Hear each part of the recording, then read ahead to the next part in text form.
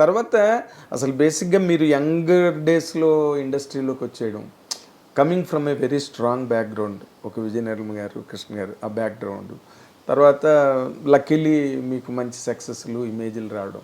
కానీ బట్ మీరు పెయిరైన హీరోలకు వచ్చేసరికి అందరూ సీనియర్ మోస్ట్ పీపుల్, ఒక ఎన్టీ రామారావు కానీ, ఒక నాగేశ్వరరావు కానీ, అప్పుడు మీరు మీ ఏజ్ కాంటెంపరీ హీరోస్ ఆ ఏజ్ గ్రూప్ ఉన్న వాళ్ళు ఎవరు దాదాపుగా లేరు.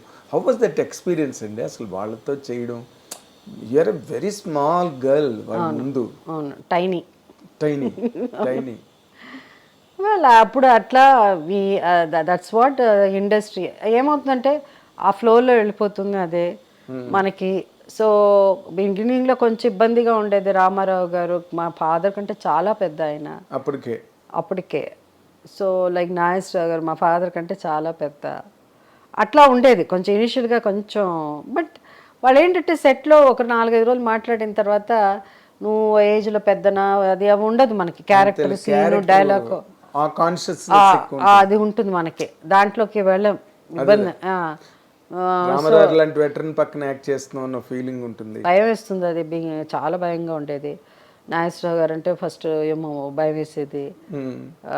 శోభన్ బాబు గారు అంటే ఫస్ట్ టైం చూస్తున్నాము ఎవరు అంటే శోభన్ బాబు గారు, కృష్ణ గారు వీళ్ళందరూ ఇంకో ఒక యంగ్ జనరేషన్. రామారావు నాగేశ్వరరావు తర్వాత జనరేషన్. సో అట్లా ఉండేదన్నమాట.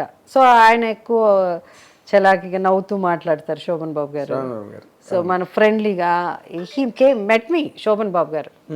సో ఇలా యంగ్ శోభన్ బాబు గారు ఏజ్ ఇట్లా ఉండేది. అంటే ఆయన ఒక డిఫరెంట్ జనరేషన్ అది. సో శోభన్ బాబు గారు ఒకసారి నేను షూటింగ్ చేస్తున్నాను వాహిని స్టూడియోస్లో చేస్తూ ఉంటే ఆ మేకప్ రూమ్స్ ఎక్కడో ఒక చోట ఉంటుంది కదా. సో ఈ పక్కన వాహిని స్టూడియోస్లో ఫ్లోర్స్, షూటింగ్ ఫ్లోర్స్ ఆపోజిట్ ఎదురుగా ఉండేది, లేకపోతే పక్కనే ఉండేది, వరుసగా ఉండేది. సో ఏ ఆర్టిస్ట్ ఆ రోజుల్లో వ్యానిటీ వ్యాన్ అంత లేదు కదా. ఏదర్ మేకప్ ఇక్కడి నుంచి అక్కడికి కార్లో వెళ్ళాలంటే ఎక్కువ, అది అంత ఓవర్, అది అంత సీన్ ఉండేది కాదు ఆ రోజుల్లో. మరి ఆర్టిస్టులు కొంచెం సో నడిచి వెళ్ళేవాళ్ళు మేకప్ రూమ్కి. సో ఆర్టిస్టులు కూడా ఏంటంటే ఎయిర్ కండిషన్స్ అన్నీ ఉండేది కాదు కదా సెట్లో. లోపల వేడిగా ఉంటే వాళ్ళు షార్ట్ రాకపోతే బయట కుర్చీలు వేసి కూర్చుంటాం అందరం. కుర్చీలు వేసి కూర్చుంటాం, ఏ ఫ్లోర్కి బయట కుర్చీలు ఉంటాయి కూర్చుంటాము. సో నేను ఒకసారి అలా కూర్చుని ఉంటే శోభన్ బాబు గారు వెళ్తున్నారు. వెళ్ళగానే మన వాళ్ళు ఎవరు పక్కన ఇంకో యాక్టర్ ఎవరో ఉన్నారు, ఆయన బాబు గారిని చూడగానే లేచి నించున్నారు. లేచి నించోగానే పెద్ద హీరోగా శోభన్ బాబు గారు వెళ్తున్నారంటే ఆయన నించున్నారు, నేను కూడా లేచి నించున్నాను. సో అంత దూరంలో ఉన్నాం మేము.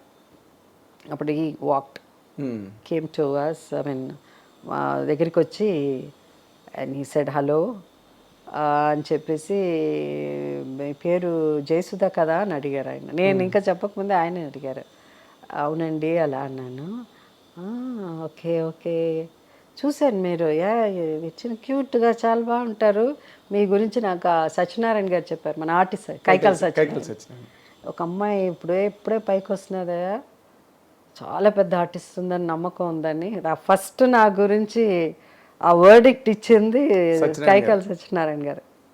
ఆయన అన్నారంటే ఈ పిల్ల డెఫినెట్గా పెద్ద ఆర్టిస్ట్ అవుతుంది, రేపు మంచి ఆర్టిస్ట్ అవుతుంది అలా అని. అది ఆయన నాకు తెలియదు, అది శోభన్ బాబు గారే చెప్పారు నాకు. Such so will meet soon అలా అనేసి వెళ్ళిపోయారు. ఫస్ట్ పిక్చర్ ఏం చేశారండి శోభన్ బాబు గారితో? శోభన్ బాబు గారితో ఏది చేశానబ్బా, సోగ్గాడ లేకపోతే ఇది అప్పుడు ఈమె గ్లామర్ రోల్స్లో మంజుల గారు ఎక్కువ చేసేవారు. ఐ థింక్ రాజు వెడలేని ఒక సినిమా శోభన్ బాబు గారు నేను యాక్ట్ చేసాం. అది యాక్చువల్గా మంజుల గారు, జగపతి రాజేంద్ర ప్రసాద్ గారు అనుకుంటా, మంజుల గారు చేయాలి. అప్పుడు తమిళ్లో కూడా మంజుల గారు బిజీ. అప్పుడు ఆమె అన్నారంట జయసుధ బాగుంటుంది కదా అన్నారంట. నేను చేయలేను, లాస్ట్ మినిట్లో ఆమె చేయలేను అనేసి డేట్ ప్రాబ్లం వచ్చి. అప్పుడు ఈ అమ్మాయి బాగుంటుంది, ఆ ముద్దు వాళ్ళందరూ నాకు ఎందుకో నన్ను చూస్తే క్యూట్గా ఉన్నానని. ఈవెన్ హీరోసే కాదు, ఈవెన్ హీరోయిన్స్ కూడా నేనంటే ఒక చిన్న సాఫ్ట్ కార్నర్ ఉంటుంది. ఈవెన్ మాణిశ్రీ గారు కూడా, ఆమె కూడా చెప్పారు. సో మంజుల గారు అలా అనగానే ఆ సినిమాలో నన్ను బుక్ చేశారు. But I think Soggade Soggade first picture. First అవుతుంది. Yes, now I recollect. Sobhan Babu గారితో సోగ్గాడే. అండ్ దెన్ శోభన్ బాబు గారి సినిమాలు ఆయన ఎక్కువ నెంబర్ యూస్డ్, ఐ మీన్ ఆయన చెప్పేవారు అమ్మాయిని పెట్టండి అలా అని. అవునా? దేర్ వాస్ ఇట్ వాస్ ఆ టైంలో ఆయనతో సినిమాలు బిగినింగ్లో అంటే అప్పుడే అంటే ఒక కొత్త అమ్మాయి కదా, ఎవరన్నా పెట్టాలంటే ఎట్లా రిస్క్ తీసుకునేవాళ్ళు కాదు కదా, ఒక హీరో పక్కన పెట్టాలి అంటే మీ టైంలో ఇంకా ఫేడ్ అయిపోతున్న హీరోయిన్లే ఉన్నారు. అంటే వాళ్ళు ఇంకా పెళ్ళిళ్ళు చేసుకుని ఇంకా అలా వెళ్ళిపోయేవాళ్ళు. వాణిశ్రీ గారు ఆల్మోస్ట్ ఆమె అప్పుడు మానేద్దాం అనుకున్నారు. So but who is Vanisri గారితో ఆమెతో కంపేర్ చేసి ఆమె స్థాయికి చేయగలిగా ఆర్టిస్ట్ కావాలి కదా. అప్పుడు సావిత్రి గారు తర్వాత జయసుధా అంటారు, ఓకే డిఫరెంట్ స్టైల్. ఎక్కువ మంది సావిత్రి గారికి వాణిశ్రీ గారికి సావిత్రి గారు కూడా అంతే ఉండింది. బట్ మేబీ మోర్ ఐఎమ్ ఇంకా సింపుల్గా నేను అంటే అప్పుడున్న నాకు వచ్చిన క్యారెక్టర్స్ వల్ల అలా కొంచెం కంపారిజన్ ఉండేది. బట్ వాణిశ్రీ గారు something very great and amazing. కొన్ని సినిమాలు అసలు కృష్ణవేణి అయితే నాకు ఆల్ టైమ్ ఫేవరెట్. అవునా? జీవన్ జ్యోతి ఇవన్నీ ఉంది మంచి సినిమాలు అవన్నీ. జీవన్ జ్యోతి అంతా సాంగ్స్ విశ్వనాథ్ గారి డైరెక్షన్, పాటల వల్ల తర్వాత అన్ని రకాలు సపోర్ట్ ఉండింది. కృష్ణవేణి వచ్చి it's very different subject. Psychological character, psychologically upset character.